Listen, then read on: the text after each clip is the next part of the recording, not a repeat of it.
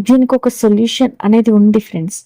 అదేంటంటే మనం ఎప్పుడు ఇలా ఫీల్ అవుతూ ఉంటామంటే మన కోసం మనం అసలు జీవించము. మన శ్రమ అంతా కూడా మన ప్రేమ, మన కరుణ, మన వర్క్ అంతా కూడా ఇతరుల కోసం పెట్టేస్తూ ఉంటాము. మన గురించి మనం అస్సలు ఆలోచించము.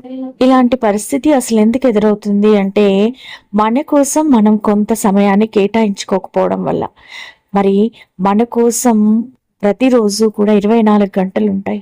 24 గంటల్లో కనీసం ఒక గంట సేపైనా మన కోసం మనం కేటాయించుకోం. అంటే అసలు మన కోసం మనం సమయం కేటాయించుకోవడం అంటే ఏంటి? అవును. మనకంటూ ప్రతి ఒక్కరికి కూడా కొన్ని ఇష్టాలుంటాయి. ఈ పని చేస్తే నాకు చాలా ఆనందం కలుగుతుంది అనే విషయాలు ఉంటాయి. చూడండి, చిన్న పిల్లలు చూడండి. వాళ్ళు ఎప్పుడు సంతోషంగా, ఉల్లాసంగా, ఉత్సాహంగా ఉంటారు. ఎందుకు?